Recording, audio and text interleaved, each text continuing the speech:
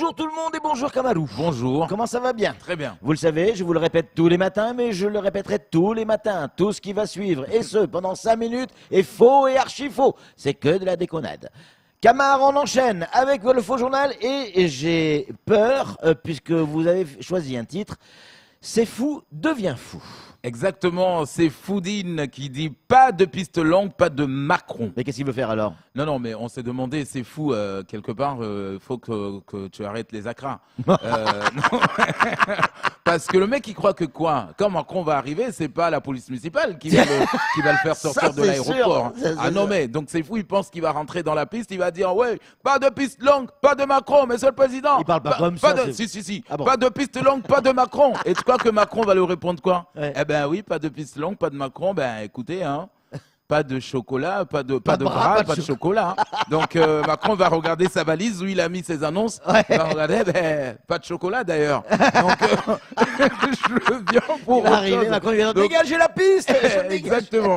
Donc du coup, moi je demande, voilà, s'il y a une personne qui aurait l'adresse de je sais pas moi, Napoléon et Catherine de Médicis, Ouais. voilà. Pour Pour faire. leur dire que voilà, leur petit-fils, c'est fou, devient fou. Hein, donc, parce que voilà, lui, parce que c'est fou, il croit que quoi? Il croit que Mayotte, c'est Notre-Dame-des-Landes ou quoi?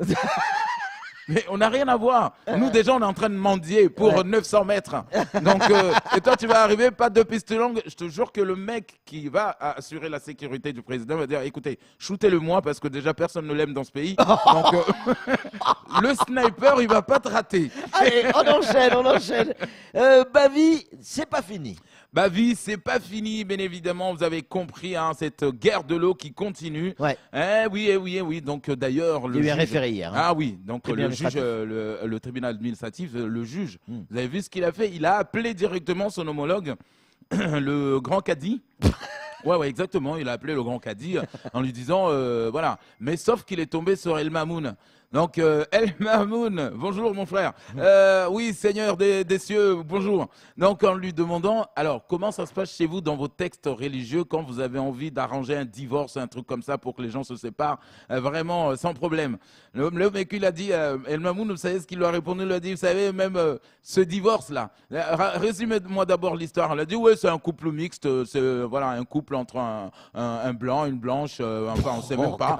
Donc, du coup, j'arrive pas à les départager là parce qu'ils sont en plein divorce. Ouais. Et donc El Mamoun l'a dit, ah, non, si c'est un couple mixte, ça rentre pas dans les textes religieux chez nous là. Donc faites quelque chose, laissez-les à l'abandon, faites quelque chose. Donc là le juge s'est dit non, mais même chez les musulmans le divorce est difficile comme ça parce que là donc du coup donc là du coup on sait pas à qui reviendra les enfants. Ouais, il faudra attendre vendredi pour le délibérer. Du côté d'Orange et du côté des Mahorais, les fils se touchent. Orange. Exactement, ben allez les oranges, hein, donc eh ben oui, qui l'a volé, donc Ouais. on s'est posé la question, c'est vrai. Alors franchement, il fallait voir dans les réseaux sociaux, c'est une catastrophe naturelle, hein. C'est vraiment la fin du monde, hein, et un cataclysme, mais tout le monde demande des dédommagements, mais qu'est-ce qui se passe? Mais c'est vrai, et en même temps, c'est vrai, on se demandait, mais comment ils faisaient à l'époque nos aïeux, Ouais, oui. nos anciens? Là, on envoyait, nos anciens nous-mêmes, hein. ouais, ben oui, hein, on envoyait des corbeaux, on envoyait des pigeons, on envoyait des parchemins. Ouais. Aujourd'hui, non, on est tous dépendants. Il y a même des couples qui se sont déchirés parce que le mec devait appeler sa femme qui est en France. Bon, donc il n'a pas pu. Donc la femme a dit, voilà, t'as trouvé encore une excuse comme quoi vous n'avez pas d'internet là-bas. Mais attends, si c'est comme ça dans ton pays de noir là-bas, Oh faut pas venir en France chercher une blanche, hein. Parce que chez nous, on a Internet, parce que voilà, c'est un Mahorais qui est marié à une blanche qui vit à Métropole. Donc du coup, il n'a pas pu l'appeler, il n'a pas pu lui envoyer un petit message sur Messenger. Donc ça a créé un problème de fou. Ouais, on enchaîne. Les envahisseurs, c'est le SNUPP qui envahit le vice-rectorat. Exactement, donc on s'est posé la question hier, je dis on comprend pas. Attends, normalement, le vice-rectorat, c'est la maison des enseignants, non? Oui, c'est ça. Ouais, normalement, c'est leur maison, c'est chez eux, je veux dire. Donc, les mecs, on comprend pas, ils ont essayé de rentrer chez eux. On leur dit, non, vous pouvez pas rentrer, ça sera pas possible. Voilà, ici, c'est pour les habitués. Voilà. Et hier, ben oui, on leur a dit au portail, hein, ils essayaient d'arriver, on leur dit, ben, ils vont rentrer chez eux, c'est chez eux. On leur dit, hop. Ils ont vu la gueule de Rivaux tout de suite. Hein. Ouais. Ils ont dit, ah, non, à vous, non. Si c'est vous déjà qui les accompagnez, ça sera pas possible, ici, c'est pour les habitués. Mais les habitués, c'est qui? Eh bien oui, c'est le fonctionnaire. Là-bas, vous restez dans vos écoles, là-bas. Si on a un problème, on viendra vous voir. Ouais. Donc Griveaux qui s'est insurgé, qui a dit ouais, c'est pas possible, on peut pas rentrer, donc on va sauter les grillages, on va rentrer, et vous allez voir comment ça va se passer. Mais sauf qu'ils disent, il est où le doctorat, il est où, il est où, il est où? Le mec, il vit dans un palace. Pas loin de, je sais pas où, là, de la sortie Amphidrome. Donc tout le monde.